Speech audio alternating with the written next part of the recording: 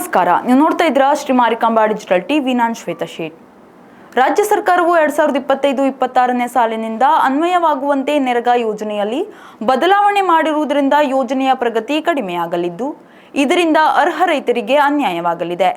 ಮೊದಲಿನ ರೀತಿಯಲ್ಲಿ ಅನುಷ್ಠಾನಗೊಳಿಸಲು ಸರ್ಕಾರದ ಮೇಲೆ ಒತ್ತಡ ತರಬೇಕೆಂದು ಆಗ್ರಹಿಸಿ ಸಿರ್ಸಿ ಪಶ್ಚಿಮ ಭಾಗದ ಚುನಾಯಿತ ಗ್ರಾಮ ಪ್ರತಿನಿಧಿಗಳ ಒಕ್ಕೂಟದಿಂದ ಸಂಸದ, ಶಾಸಕ ಹಾಗೂ ತಾಲೂಕ್ ಪಂಚಾಯತ್ ಕಾರ್ಯನಿರ್ವಹಣಾಧಿಕಾರಿಗೆ ಮನವಿ ಸಲ್ಲಿಸಿ ಒತ್ತಾಯಿಸಲಾಯಿತು. ತಾಲೂಕ್ ಪಂಚಾಯತ್ ಆವರಣದಲ್ಲಿ ಶಿರಸಿ ತಾಲೂಕಿನ ಪಶ್ಚಿಮ ಭಾಗದ ಚುನಾಯಿತಿ ಗ್ರಾಮ ಪ್ರತಿನಿಧಿಗಳ ಒಕ್ಕೂಟದ ಅಧ್ಯಕ್ಷ ನವೀನ್ ಶೆಟ್ಟಿ ಮಾತನಾಡಿ, ಕ್ರಿಯಾ ಯೋಜನೆಯನ್ನು ಎಂಡ್ ಟು ಎಂಡ್ ತಂತ್ರಾಂಶದಲ್ಲಿ ತಯಾರಿಸಿ ಆನ್ಲೈನ್ನಲ್ಲಿ ಮುಖ್ಯ ಕಾರ್ಯನಿರ್ವಹಣಾಧಿಕಾರಿ ಅನುಮೋದನೆ ಪಡೆಯಲಾಗುತ್ತಿದ್ದು, ಎಂಡ್ ಟು ಎಂಡ್ ತಂತ್ರಾಂಶದಲ್ಲಿ ಮಂಜೂರಾದ ಕಾಮಗಾರಿಗಳನ್ನು ಮಾತ್ರ ಅನುಷ್ಠಾನಗೊಳಿಸಲು ಅವಕಾಶವಿದೆ. ಹಿಂದಿನ ವರ್ಷ ಮಂಜೂರಾದ ಕಾಮಗಾರಿಗಳಿಗೆ ಅನುಷ್ಠಾನಕ್ಕೆ ಅವಕಾಶವಿಲ್ಲ. ಎಂಡ್ ಟು ಎಂಡ್ ತಂತ್ರಾಂಶದಲ್ಲಿ ಗ್ರಾಮ ಪಂಚಾಯಿತಿಯವರು ಇಂತಿಷ್ಟೇ ಮೊತ್ತಕ್ಕೆ ಕ್ರಿಯಾಯೋಜನೆ ತಯಾರಿಸಬೇಕೆಂಬ ನಿರ್ಬಂಧ ಇರುವುದರಿಂದ ವಿವಿಧ ಮಾಧ್ಯಮಗಳ ಮೂಲಕ ಪ್ರಚಾರ ಮಾಡಿ ಸ್ವೀಕರಿಸಲಾದ ಎಲ್ಲ ಕಾಮಗಾರಿಗಳನ್ನು ಕ್ರಿಯಾಯೋಜನೆಯಲ್ಲಿ ಸೇರ್ಪಡೆ ಮಾಡಲು ಸಾಧ್ಯವಾಗುತ್ತಿಲ್ಲ. ಇದರಿಂದ ಅನೇಕ ರೈತರ ಕಾಮಗಾರಿಗಳು ಕ್ರಿಯಾ ಯೋಜನೆಯಿಂದ ಕೈಬಿಟ್ಟು ಹೋಗಿ ಅನೇಕ ಅರ್ಹ ರೈತರು ಯೋಜನೆಯಿಂದ ವಂಚಿತರಾಗುತ್ತಿದ್ದಾರೆ ಎಂದರು. ಹೆಚ್ಚಿನ ಕಾಮಗಾರಿನ ತಗೊಳ್ಳೋಕ್ಕಾಗ್ತಿಲ್ಲ. ಕಾರಣ ಏನಂತಂದ್ರೆ ಎಂಡ್ ಟು ಎಂಡ್ ಅಂದರೆ ಒಂದು ಸಾಫ್ಟ್ವೇರ್ ಆನ್ಲೈನಲ್ಲೇ ಎಂಟ್ರಿ ಮಾಡಬೇಕು. ಈ ಎಂಡ್ ಟು ಎಂಡ್ ಸಾಫ್ಟ್ವೇರ್ ಹಾಕಿದ ಮೇಲೆ ಈ ಹಿಂದಿನ ವರ್ಷದ ಕಾಮಗಾರಿ ತಗೊಳ್ಳಿಕ್ಕೆ ಬರ್ತಾ ಇಲ್ಲ. ವೈಯಕ್ತಿಕ ಕಾಮಗಾರಿಗಳು, ಅದ್ರ ಜೊತೆಯಲ್ಲಿ ನಾವು ಈಗ ಸಮುದಾಯ ಕಾಮಗಾರಿಗಳು ಯಾವುದು ಶಾಲಾ ಕಟ್ಟಡ, ಕುಡಿಯುವ ನೀರು, ಬಾವಿ ಎಲ್ಲ ಈ ಒಂದು ಮೇಲ್ ಬೇಕಾಗಿರೋದು ಸಾರ್ವಜನಿಕ ಶೌಚಾಲಯ ಆಗಿರ್ಬೋದು, ಈ ಥರದ್ದು ಯಾವುದೇ ಕಾಮಗಾರಿ ಆಗಿದ್ರು, ಅಂಗನವಾಡಿ ಕಟ್ಟಡ, ಈ ಥರದ್ದು ಯಾವುದೇ ಕಾಮಗಾರಿ ಆಗಿದ್ದು ನಮಗೆ ಈ ಹಿಂದಿನ ವರ್ಷ ಹಾಕಿಸಿದ್ದು. ಅಂದರೆ 3 ವರ್ಷದಿಂದ ನಾವು ಭೌತಿಕವಾಗಿ ಏನು ಮಂಜೂರಿ ತಗೊಂಡಿದ್ವಿ, ಅಂದರೆ ಈ ಒಂದು ಬಡವರಿಗೆ, ಜನರಿಗೆ ಹೆಲ್ಪ್ ಆಗ್ಲಿಕ್ಕಂತ ಏನು ನಾವು ಜನರಿಂದ ತಗೊಂಡಿದ್ವಿ, ಆ ಕೆಲಸಗಳನ್ನು ನಾವು ಈಗ ಹಾಕ್ಲಿಕ್ಕೆ ಆಗೋದಿಲ್ಲ. ಅದು ಅನುಷ್ಠಾನ ಮಾಡಲಿಕ್ಕೆ ಆಗ್ತಾ ಇಲ್ಲ. ಮುಖ್ಯವಾಗಿ ಮೇನ್ ಆಗಿ ಏನಂತಂದರೆ, ಈಗ ನಾವು 3 ವರ್ಷದಿಂದ ಒಂದು ಕೆಲವೊಂದು ತಾಲೂಕ್ ಪಂಚಾಯತ್ ಜಡ್ಪಿಯಿಂದ ನಾವು ಒಂದು ಕೆಲವೊಂದು ಅಂಗನವಾಡಿ ಶಾಲೆಗೆ ಮತ್ತು ಇಂಥ ಕಟ್ಟಡಗಳಿಗೆ, ಕೆಲವೊಂದು ಸಾರ್ವಜನಿಕ ಕಟ್ಟಡಗಳಿಗೆ ಹಾಕ್ತೀವಿ. ಅದರದ್ದು ಒಗ್ಗೂಡಿಸಿ ಯೋಜನೆಯಲ್ಲಿ ನಾವು ನರೇಗಾದ ಕಾಮಗಾರಿನೂ ಅದಕ್ಕೆ ಸೇರಿಸ್ತೀವಿ. ಆವಾಗ ನರೇಗಾ ಕಾಮಗಾರಿ, ಆ ಒಗ್ಗೂಡುವಿಕೆ ಕಾಮಗಾರಿಯಲ್ಲಿ ಅದು ಮುಗಿಯೋದ್ರೊಳಗೆ 1 ವರ್ಷ ಆಗಿರ್ತದೆ. ಈ ನರೇಗಾ ಕಾಮಗಾರಿ ಸ್ಟಾರ್ಟ್ ಮಾಡಲಿಕ್ಕೆ ಆಗೋದಿಲ್ಲ. ಇಲ್ಲಿ ಹಾಕುವ ಅಂತಂದರೆ ಇಲ್ಲಿ ಆ್ಯಪಲ್ಲಿ ತಗೊಳ್ಳೋದಿಲ್ಲ. ಅದ್ರ ಸಲುವಾಗಿ ಇವತ್ತಿನ ದಿನ ನಾವು ಮನವಿ ಮಾಡ್ತಿದ್ದೀವಿ ಅಂತಂದರೆ, ನಮಗೆ ಮುಖ್ಯವಾಗಿ ಈ ಒಂದು ಭೌತಿಕ ಆಧಾರದ ಮೇಲೆ ನಾವು ಮನವಿ ಕೊಡ್ತೀವಿ. 3 ವರ್ಷದಿಂದ ಈಚೆಗೆ ಕಾಮಗಾರಿಗಳನ್ನು ಮಾಡ್ತೀವಿ. ಅದಷ್ಟು ಕಾಮಗಾರಿಗಳನ್ನು ನಮಗೆ ಇಲ್ಲಿ ಹಾಕ್ಲಿಕ್ಕೆ ಅವಕಾಶ ಕೊಡಬೇಕು. ಯಾವುದೇ ನಿರ್ಬಂಧ ಇರಬಾರ್ದು. ಯಾಕೆ ಅಂತಂದರೆ ಈ ಎಂಡ್ ಟು ಎಂಡ್ ಸಾಫ್ಟ್ವೇರಲ್ಲಿ ಅದು ತಗೊಳ್ತಾ ಇಲ್ಲ. ಕಳೆದ ವರ್ಷದ ತಗೊಳ್ಳೋದಿಲ್ಲ ಅಂದರೆ ನಮಗೆ ಕಾಮಗಾರಿಗಳು ಮಾಡಲಿಕ್ಕೆ ಆಗೋದಿಲ್ಲ. ಇದರಿಂದ ಬಡವರು, ರೈತರಿಗೆ ಮತ್ತು ಏನು ನಾವು ಜನಪ್ರತಿನಿಧಿಗಳಿದ್ದೀವಿ, ಗ್ರಾಮ ಪಂಚಾಯತ್ ಸದಸ್ಯರುಗಳು, ನಾವು ಜನರಿಗೆ ಕೊಟ್ಟಿರೋ ಭರವಸೆನ ಈಡೇರಿಸಲಿಕ್ಕೆ ಯಾವುದೇ ಕಾರಣಕ್ಕೂ ಸಾಧ್ಯ ಆಗೋದಿಲ್ಲ. ಯಾಕೆಂತಂದರೆ ಒಂದೊಂದು ಪಂಚಾಯತಿಯಲ್ಲಿ 1 ಕೋಟಿ ರೂಪಾಯಿಗಿಂತ ಹೆಚ್ಚು ಕೆಲಸಗಳು ಹಾಗೆ ಬಾಕಿ ಉಳಿದಿದೆ. ಆ ಕೆಲಸಗಳನ್ನು ಹಾಕ್ಲಿಕ್ಕೆ ಆಗಲ್ಲ. ರಾಜ್ಯ ಸರ್ಕಾರ ಆದಷ್ಟು ಬೇಗ ಈ ಒಂದು ವಿಷಯವಾಗಿ ಎಚ್ಚರಿಕೊಳ್ಳಬೇಕು, ಆದಷ್ಟು ಬೇಗ. ಯಾಕೆಂತಂದರೆ ಅವರು ಯಾವುದೇ ಕಾರಣದ ಸುತ್ತೋಲೆ ಸತೆ ಕೊಡದೆ, ಯಾಕಂತಂದರೆ ಯಾವುದಾದ್ರೂ ಒಂದು ಆದೇಶ ಹೊರಡಿಸ್ಬೇಕಂತಂದರೆ ಯಾವುದೋ ಒಂದು VCL ಅಥವಾ ಯಾವುದೋ ಒಂದು ವಾಟ್ಸಪ್ ಮೆಸೇಜಲ್ಲಿ ಕಳಿಸಿ ಈ ಕೆಲಸನ ಹಾಕ್ಸ್ಬೇಡಿ ಅಂತಂದರೆ ನಾವು ಜನಪ್ರತಿನಿಧಿಗಳು ಏನು ಮಾಡಬೇಕು, ಗ್ರಾಮ ಪಂಚಾಯತ್ ಸದಸ್ಯರುಗಳು ಏನು ಮಾಡಬೇಕು? ನಾವು ಕೆಲಸ ಹಾಕ್ಲಿಕ್ಕೆ ಬರೋಲ್ಲ. ಯಾಕೆಂತಂದರೆ ಜನರಿಂದ ನಾವು ಅಹವಾಲುಗಳು ತಗೋತೀವಿ. ಈಗ ಒಂದು ಗ್ರಾಮ ಸಭೆ ಮತ್ತು ವಾರ್ಡ್ ಸಭೆ ಮಾಡ್ತೀವಿ. ಅದ್ರ ಜೊತೆ ಈ ಗ್ರಾಮ ಕಾಯಕ ಮಿತ್ರ ಮತ್ತು ರಥ ಅದನ್ನೆಲ್ಲ ಮಾಡಿ ನಾವು ಏನು ಯೂಸ್ ಅಂತ. ಯಾಕಂತಂದರೆ 10 ಜನ 100 ಕೆಲಸ ಹೇಳ್ತಾರೆ. ಗ್ರಾಮ ಪಂಚಾಯತಿ ಹೇಳಿದ್ರೆ ಕಾಮಗಾರಿಗಳ ಗುಚ್ಛ ಮಾಡಿ ಅಂತಾರೆ. ಕಾಮಗಾರಿ ಗುಚ್ಛ ಮಾಡಿ ಒಂದು 2 ಕೋಟಿ ರೂಪಾಯಿ ಕಾಮಗಾರಿ ಆಯ್ತು ಅಂತ ಇಟ್ಕೊಳ್ಳಿ. ಆ 2 ಕೋಟಿ ಕಾಮಗಾರಿಗಳನ್ನು ಈಗ ಬಡವ್ರ ಮನೆ ಎದುರಿಗೆ ರಸ್ತೆ ಹಾಕ್ಸ್ಬೇಕು, ಗಟಾರ ಮಾಡಬೇಕು. ಆ 2 ಕೋಟಿ ರೂಪಾಯಿ ಕಾಮಗಾರಿನ ನಾವು ಪಂಚಾಯತಿಯಲ್ಲಿ ಕಾಮಗಾರಿಗಳ ಗುಚ್ಛ ಮಾಡಿಕೊಂಡು ಎಂಟ್ರಿ ಮಾಡೋಕ್ಕಂತ ಹೋದಾಗ ನಿರ್ಬಂಧ ಇರ್ತಾರೆ. ನೀವು ಕಳೆದ 3 ವರ್ಷದ ಎವರೇಜ್ ತೊಗೊಳ್ತಾರೆ. ನೀವು 20 ಲಕ್ಷದ ಕಾಮಗಾರಿ ಹಾಕಿರಿ ಅಂತಂದರೆ ಆ 2 ಕೋಟಿ ಒಳಗೆ 20 ಲಕ್ಷ ಕಾಮಗಾರಿ ಯಾವ್ದು ಪ್ರಯಾರಿಟಿ ತೊಗೊಳ್ಳೋದು, ನಾವು ಯಾವ್ದು ಮೊದಲ ಆದ್ಯತೆ ತೊಗೊಳ್ಳೋದು, ಅಥವಾ ಯಾರು ಗುರುತು ಪರಿಚಯ ಇದ್ದವ್ರಿಗೆ ಒಂದೇ ಮಾಡ್ಕೊಡೋದಾ? ಅದ್ರ ಸಲುವಾಗಿ ರಾಜ್ಯ ಸರ್ಕಾರ ಈ ವಿಷಯದಲ್ಲಿ ಯಾವುದೇ ಕಾರಣಕ್ಕೂ ನಿರ್ಬಂಧ ಹೇರುವಂಥ ಯಾವುದು. ಯಾಕಂತಂದರೆ ಮೂಲ ಆಶಯ ಉದ್ಯೋಗ ಖಾತ್ರಿ ಯೋಜನೆ ಮೂಲ ಆದೇಶ ಏನಂತಂದರೆ, ಪ್ರತಿಯೊಬ್ಬ ಬಡವರಿಗೂ, ಪ್ರತಿಯೊಬ್ಬ ಸಮುದಾಯದ ಒಂದು ಊರಿನಲ್ಲಿರುವಂಥ ಪ್ರತಿಯೊಬ್ಬರಿಗೂ ಎಲ್ಲ ಮೂಲ ಸೌಕರ್ಯಗಳು ಒದಗಿಸಬೇಕು.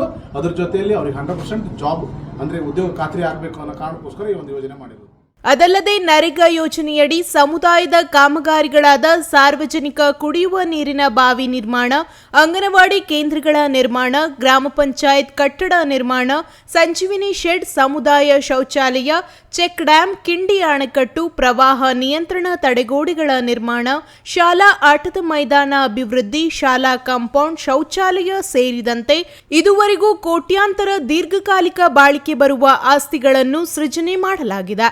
ನರೇಗಾ ಯೋಜನೆ ಅನುಷ್ಠಾನದಲ್ಲಿ 2025ರ ಪೂರ್ವದಲ್ಲಿರುವ ರೀತಿಯಲ್ಲಿ ಅವಕಾಶ ಕಲ್ಪಿಸಬೇಕೆಂದು ಆಗ್ರಹಿಸಲಾಯಿತು. ನಮ್ಮ ಈ ಸಮುದಾಯ ಕಾಮಗಾರಿಗಳಾದ ಯಾವುದು ಎಲ್ಲ ಏನೇನು ಮೆನ್ಷನ್ ಮಾಡಿದ್ವಿ ಅದಷ್ಟು ಮಾಡ್ಲಿಕ್ಕೆ ಅವಕಾಶ ಮಾಡಿಕೊಡ್ಬೇಕು. ಕುಡಿಯೋ ನೀರಿನ ಬಾವಿ ಬಂದ್ ಮಾಡಿದ್ದಾರೆ, ಅದನ್ನು ಹಾಕ್ಲಿಕ್ಕೆ ಅವಕಾಶ ಮಾಡಿಕೊಡ್ಬೇಕು. ಅದರ ಜೊತೆಯಲ್ಲಿ ಕೊನೆಯದಾಗಿ ನಾವು ಮತ್ತೊಂದು ವಿಷಯ ಏನಂತಂದರೆ, ಆರ್ಥಿಕ ವರ್ಷದ ಮಿಡ್ಲಲ್ಲಿ ನಾವು ಮೇಲಧಿಕಾರಿಗಳಿಂದ ಅನುಮೋದನೆ ತಗೊಂಡು, ಅಂದರೆ ಈಗ ಒಂದು ಎಮರ್ಜೆನ್ಸಿ ಒಂದೇನೋ ಕೆಲಸ ಬರ್ತದೆ, ಈಗ ಒಂದು ಶಾಲೆ ಕಟ್ಟಡ ಮಾಡಿದ್ವಿ, ಶೌಚಾಲಯ ಇಲ್ಲ, ಅಲ್ಲಿಗೆ ಮುಗಿಸ್ಲಿಕ್ಕೆ ಆಗ್ತದೆ, ಶೌಚಾಲಯ ಮಾಡಲೇಬೇಕು. ಶೌಚಾಲಯ ಹಾಕ್ಬೇಕಂದಾಗ ನಾವು ಮೇಲಧಿಕಾರಿಗಳಿಂದ ಒಂದು ಪರ್ಮಿಷನ್ ತಗೊಂಡು ಹೆಚ್ಚುವರಿ ಕಾಮಗಾರಿನ ಅದಕ್ಕೆ ಸೇರಿಸ್ಬೇಕು ಭೌತಿಕವಾಗಿ. ಅಂದರೆ ನಾವು ಕಂಪ್ಯೂಟರ್ ಎಂಟ್ರಿ ಮಾಡಿ ಕಳಿಸಿ ಅದಕ್ಕೆ ಪರ್ಮಿಷನ್ ಅನುಮೋದನೆ ತಗೊಂಡು ಇಂದ ಅನುಮೋದನೆ ತಗೊಂಡು ಕಾಮಗಾರಿ ಸ್ಟಾರ್ಟ್ ಮಾಡ್ತಿದ್ವಿ. ಈಗ ಆರ್ಥಿಕ ವರ್ಷದ ಮಧ್ಯದಲ್ಲಿ ಕಾಮಗಾರಿ ತಗೊಳ್ಳೋದಿರಲಿ, ಅದು ಎಂಟ್ರಿನೇ ಆಗೋದಿಲ್ಲ. ಎಂಟು ಎಂಟಲ್ಲಿ ಸಾಫ್ಟ್ವೇರ್ ಅದು ದೊಡ್ಡ ಸಮಸ್ಯೆ ಆಗ್ಬಿಟ್ಟಿದೆ.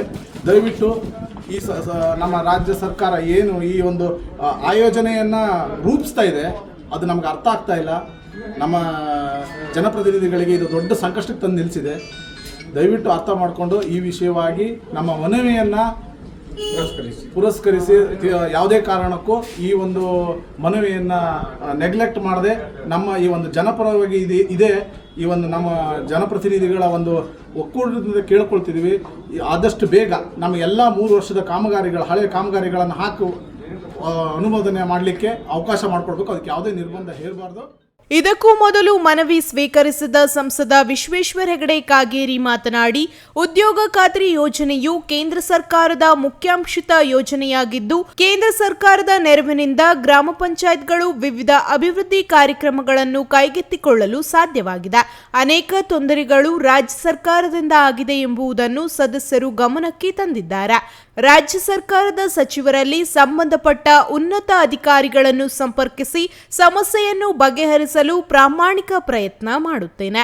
ಕೇಂದ್ರ ಸರ್ಕಾರದಿಂದ ರಾಜ್ಯ ಸರ್ಕಾರಕ್ಕೆ ಆಗಬೇಕಾಗಿರುವ ಅಪೇಕ್ಷಿತ ಕಾರ್ಯ ಮಾಡಿಕೊಡಲು ಕೇಂದ್ರದ ಮೇಲೆ ಒತ್ತಡ ಹೇರುತ್ತೇನೆ. ನರೇಗಾ ಯೋಜನೆ ಅನುಷ್ಠಾನಕ್ಕೆ ಸರಳೀಕರಣ ಮಾಡಿ ರಾಜ್ಯ ಸರ್ಕಾರ ಜವಾಬ್ದಾರಿಯುತವಾಗಿ ಸ್ಪಂದಿಸಿ ಪರಿಹಾರ ದೊರಕಿಸಲು ಕ್ರಮ ಕೈಗೊಳ್ಳುತ್ತೇನೆ ಎಂದರು. ನಮ್ಮ ಪಶ್ಚಿಮ ಭಾಗದ ಅಧ್ಯಕ್ಷರು ನವೀನ್ ಶೆಟ್ಟಿ ಅವರು ಮತ್ತು ರವೀಶ್ ಹೆಗಡೆ ಅವರ ನೇತೃತ್ವದಲ್ಲಿ ಗ್ರಾಮ ಪಂಚಾಯತದ ವಿವಿಧ ಜವಾಬ್ದಾರಿಯನ್ನು ನಿರ್ವಹಿಸ್ತಾ ಇರುವಂಥ ಪ್ರಮುಖರೆಲ್ಲರೂ ಇವತ್ತು ಭೇಟಿ ಮಾಡಿ ಉದ್ಯೋಗ ಖಾತ್ರಿ ಯೋಜನೆಯಲ್ಲಿ ಆಗ್ತಾ ಇರುವಂಥ ಸಮಸ್ಯೆಗಳನ್ನೆಲ್ಲ ವಿವರಿಸಿದ್ದಾರೆ. ಕೇಂದ್ರ ಸರ್ಕಾರದ ಬಹಳ ಮಹತ್ವಾಕಾಂಕ್ಷೆಯ ಯೋಜನೆ ಉದ್ಯೋಗ ಖಾತ್ರಿ ಯೋಜನೆ. ಗ್ರಾಮ ಪಂಚಾಯಿತಿಗಳು ಇವತ್ತು ನಿಜವಾಗಿ ಏನಾದರೂ ಅಭಿವೃದ್ಧಿ ಕೆಲಸವನ್ನು ಮಾಡ್ತಾ ಇದ್ದರೆ ಅದು ಕೇಂದ್ರ ಸರ್ಕಾರದ ಯೋಜನೆಗಳ ಮೂಲಕನೇ ನಡೀತಾ ಇದೆ. ಅದರೊಳಗೆ ಉದ್ಯೋಗ ಖಾತ್ರಿಯೂ ಒಂದು ಪ್ರಮುಖವಾದಂಥದ್ದು. ಈಗ ಅದಕ್ಕೆ ಅನೇಕ ರೀತಿಯ ಒಂದು ತೊಂದರೆ ತೊಡಕುಗಳು ರಾಜ್ಯ ಸರ್ಕಾರದ ಮಟ್ಟದಿಂದ ಆಗಿದೆ ಅನ್ನುವಂತಹ ಒಂದು ವಿವರಣೆಯನ್ನೆಲ್ಲವನ್ನು ಈ ಒಕ್ಕೂಟದ ನಮ್ಮ ಸ್ನೇಹಿತರು ನನಗೆ ನೀಡಿದ್ದಾರೆ. ನಾನು ರಾಜ್ಯ ಸರ್ಕಾರದ ಸಚಿವರಲ್ಲಿ ಮತ್ತು ಅಧಿಕಾರಿಗಳಲ್ಲಿ ಈ ವಿಷಯದ ಕುರಿತಂತೆ ಮಾತನಾಡಿ ಸಮಸ್ಯೆಯನ್ನು ಬಗೆಹರಿಸೋದಕ್ಕೆ ನಾನೆಲ್ಲ ಒಟ್ಟಾದ ಪ್ರಯತ್ನವನ್ನು ಮಾಡ್ತೇನೆ. ರಾಜ್ಯ ಸರ್ಕಾರ ಕೇಂದ್ರ ಸರ್ಕಾರಕ್ಕೆ ಯಾವುದಾದ್ರೂ ರೀತಿ ಪತ್ರ ವ್ಯವಹಾರವನ್ನು ಮಾಡಿದ್ದಿದ್ರೆ ಅದರ ಮಾಹಿತಿಯನ್ನು ತೆಗೆದುಕೊಂಡು ಬಹಳ ಜವಾಬ್ದಾರಿಯುತವಾಗಿ ಈ ವಿಷಯದಲ್ಲಿ ಸ್ಪಂದಿಸಬೇಕು ಮತ್ತು ತನಗೆ ನಿಜವಾಗಿ ಏನೋ ಒಂದು ತೊಂದರೆ ಆಗಿದೆ ಕೇಂದ್ರದಿಂದ ಅಂತ ಆದರೆ ಕೇಂದ್ರ ಸರ್ಕಾರಕ್ಕೆ ಪತ್ರ ಬರೆದು ಮತ್ತು ಅದಕ್ಕೆ ಪರಿಹಾರದ ಒಂದು ಪ್ರಯತ್ನವನ್ನು ರಾಜ್ಯ ಸರ್ಕಾರವಾಗಿ ಮಾಡಬೇಕಾಗತ್ತೆ. ನಾನು ಈ ವಿವರಗಳನ್ನು ರಾಜ್ಯ ಮಟ್ಟದ ಆಯುಕ್ತರಲ್ಲಿ, ಕಾರ್ಯದರ್ಶಿಗಳಲ್ಲಿ, ಉಳಿದವರಲ್ಲಿ ತೆಗೆದುಕೊಂಡು ಈ ಸಮಸ್ಯೆಯನ್ನು ಬಗೆಹರಿಸೋದಕ್ಕೆ ನನ್ನ ಒಂದು ಪ್ರಯತ್ನವನ್ನು ನಾನು ಮಾಡ್ತೇನೆ. ಶಿರಸಿ ತಾಲೂಕಿನ ಪಶ್ಚಿಮ ಭಾಗದ ಚುನಾಯಿತಿ ಗ್ರಾಮ ಪ್ರತಿನಿಧಿಗಳ ಒಕ್ಕೂಟದ ಪ್ರಧಾನ ಕಾರ್ಯದರ್ಶಿ ರವೀಶ್ ಹೆಗಡೆ, ಸದಸ್ಯರಾದ ನಾರಾಯಣ್ ಹೆಗಡೆ ಮುಂತಾದವರು ಪಾಲ್ಗೊಂಡಿದ್ದರು.